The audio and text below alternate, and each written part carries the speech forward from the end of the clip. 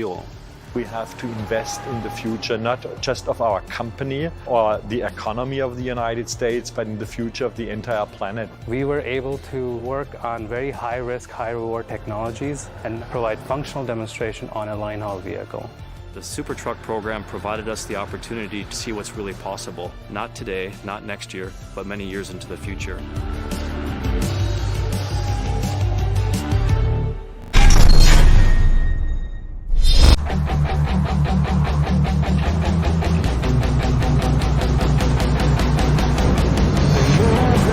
The world's longest network of roads, by more than 1 million miles, it's right here, in North America. The one truck, created to take on every challenge those roads can deliver. Right here, the all-new Volvo VNL. Better efficiency, uptime and performance. The new VNL is a leap forward in every way that counts. Years in the making. These are changes you feel, and miles you don't. Every day, every run. It's ready whenever you are for every load, every test, while seeing further, shifting smoother, staying safer.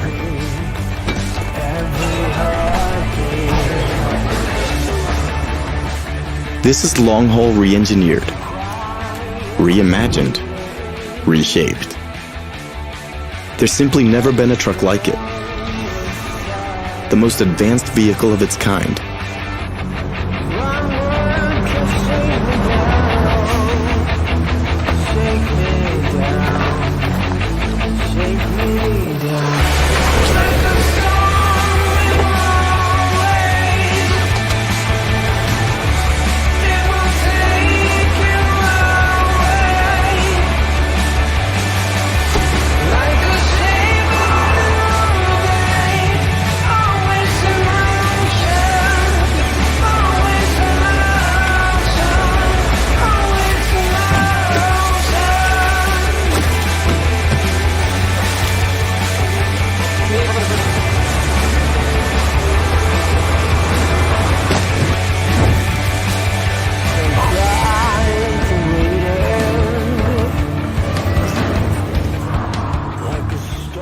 Tackle the biggest, most complex roadmap on Earth, there's one clear answer. The new Volvo VNL, the shape of trucks to come.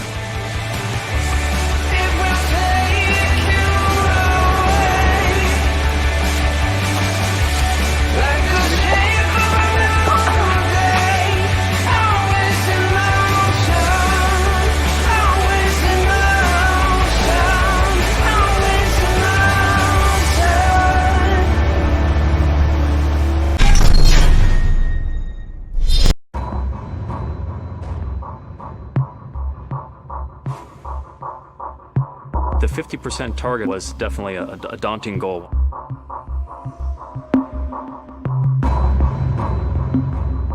We want to develop the most fuel-efficient truck running on the streets in North America.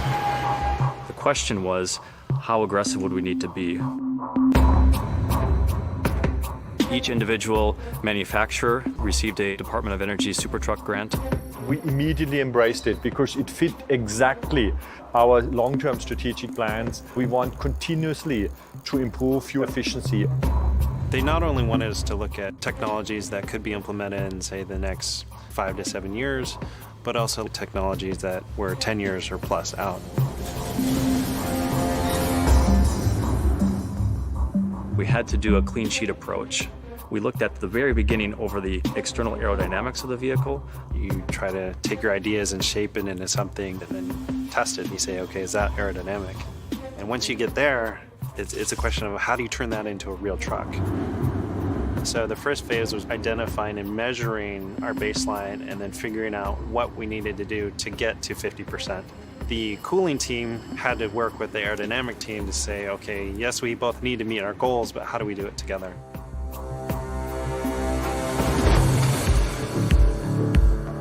Within the SuperTruck program, we are able to leverage the knowledge and expertise of the global Daimler organization, experts within North America, both in Portland as well as in Detroit.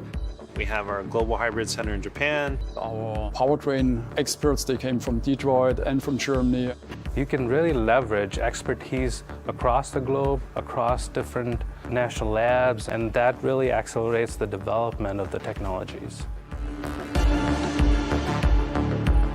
So SuperTruck features the integrated Detroit powertrain.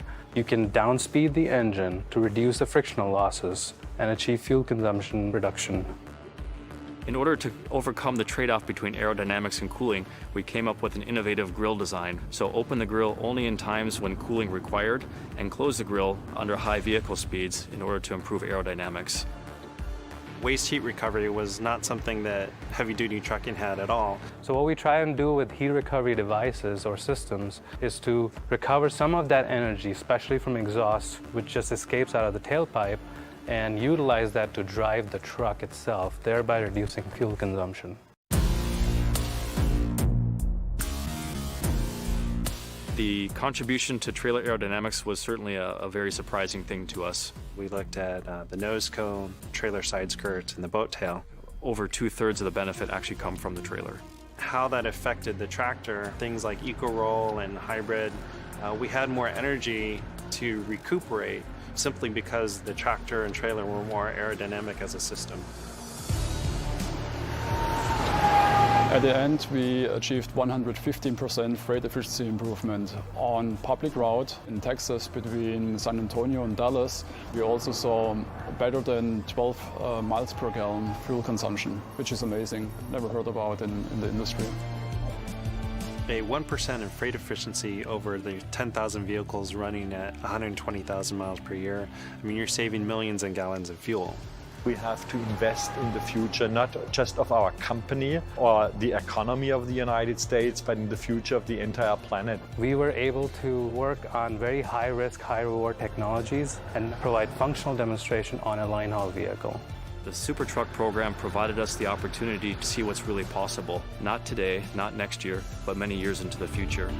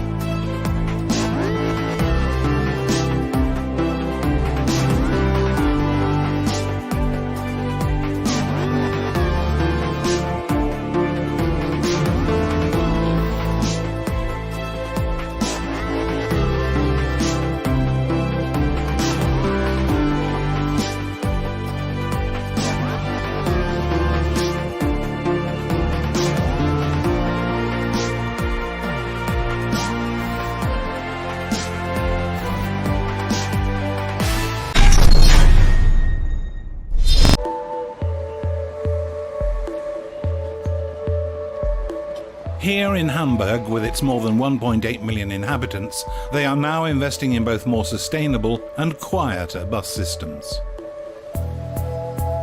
On the Hamburger Hochbahn's new innovation Route 109, only vehicles that run on alternative fuels will be permitted.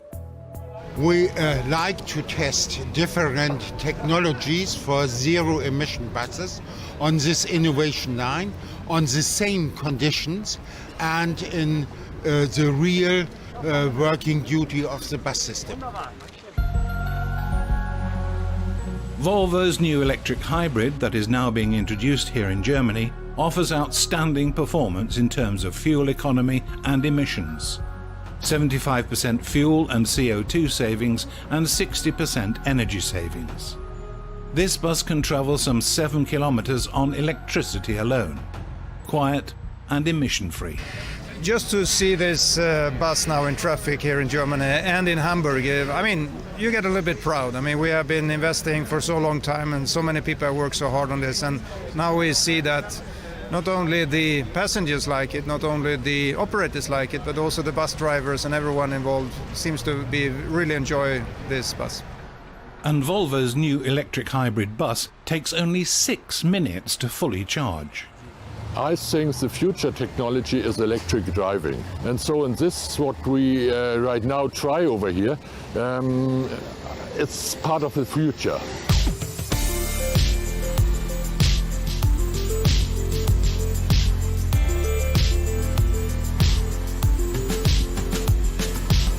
The Hamburger Hochbahn's goal with the investment in alternative drive technologies is that it shall lead them to only operating zero-emission buses by 2020.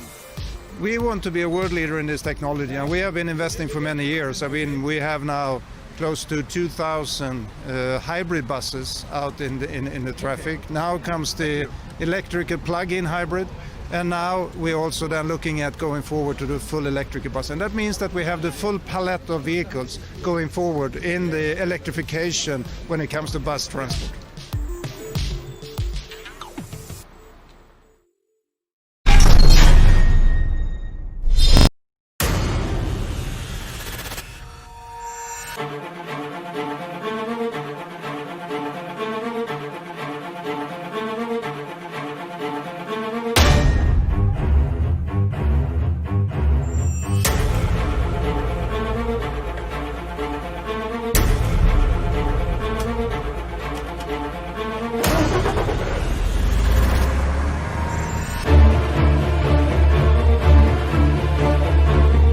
This truck is completely autonomous. It does not need any other systems to operate.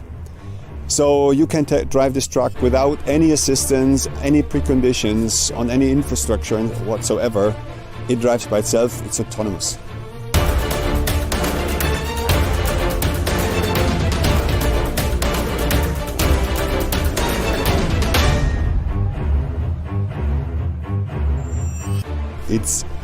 It's a strange feeling, but after a couple of kilometers I'm very, very comfortable.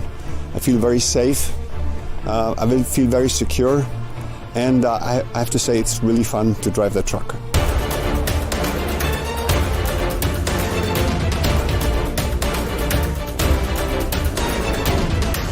Actually, it's very simple, right? You push that button and you lean back and relax. That's all that it's about. Everything else has been done by the system. The system takes over and pilots you to the traffic. It's just great. It's a good feeling.